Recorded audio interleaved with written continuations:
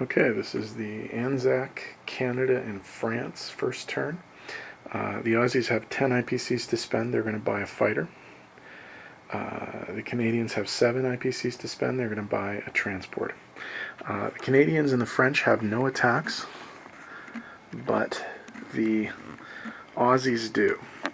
They're going to be sending quite a bit of Navy and 1 fighter into C-Zone 42 to attempt to get rid of this, or at least as much of this naval presence as they possibly can. So they're going to send the destroyer from 64, the cruiser from 63, the destroyer from 54, and the fighter from Queensland into C-Zone 42 to attack the material that's there. So that's the only attack. We'll get it set up on the board, and then we'll roll some dice.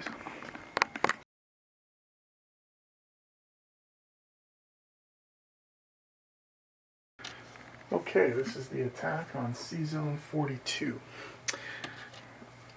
The Australian destroyers, the HMAS Stuart and the HMAS Bataan, along with the New Zealand cruiser, the HMNZS Leander, are going to be attacking a Japanese fleet.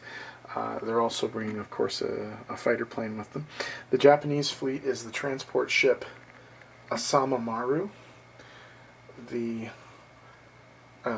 submarine I-154, the cruiser Minagumo, the destroyer Minagumo, the cruiser Mogami, and the battleship Nagato. Now the battleship is going to get a chance to take a poke at the aircraft with its anti-aircraft shot, but it missed. Okay, so 2 2s for the destroyers, and 2 3s for the cruiser and the fighter. 1 hit. Okay, so there goes the sub. Alright, a 1, a 2, and 2 4s. 1 hit. Okay, that's not so bad.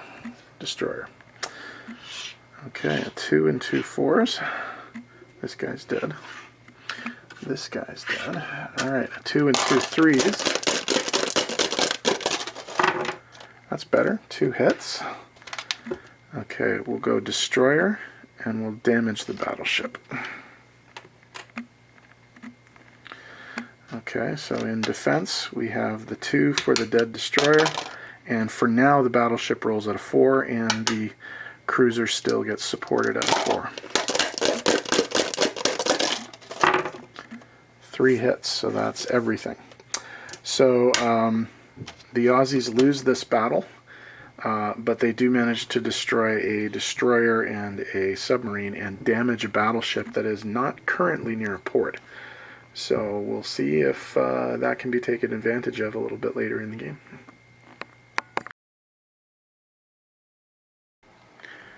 Okay, non-combat for Canada.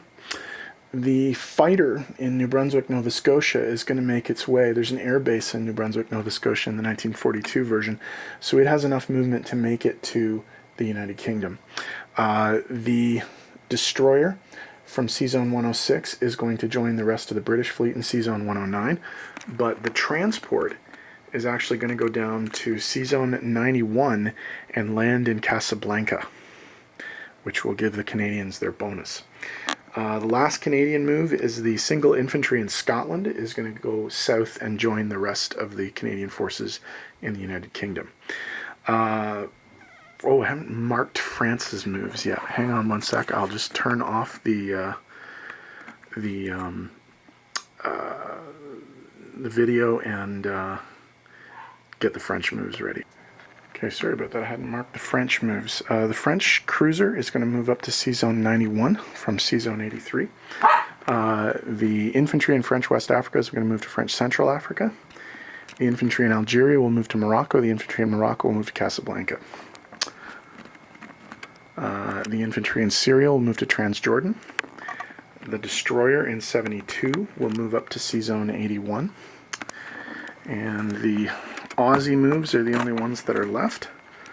So what's going to happen, both transports are going to make their way to C-Zone 63, and the fighter from Sydney is also going to go to C-Zone, is going to go to New Zealand and create a scramble here if anybody tries to touch those boats.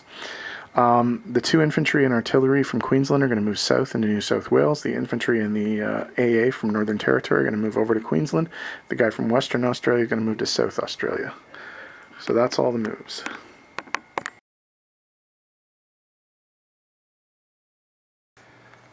Okay, placement of new units, pretty simple. The Canadian transport goes in C-Zone 106. And the Aussie fighter goes in New South Wales. Okay, income, nothing has changed.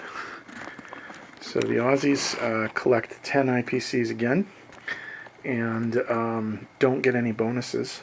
The Canadians get 7 IPCs, plus they get 3 IPCs for having units in originally French-controlled territory in Casablanca there. So they're also going to get 10 IPCs for next turn. So that's it. So we'll just do the disposition of forces. Canadian first. There's a transport in C-Zone 106. There's a transport in C-Zone 109 with the British naval elements.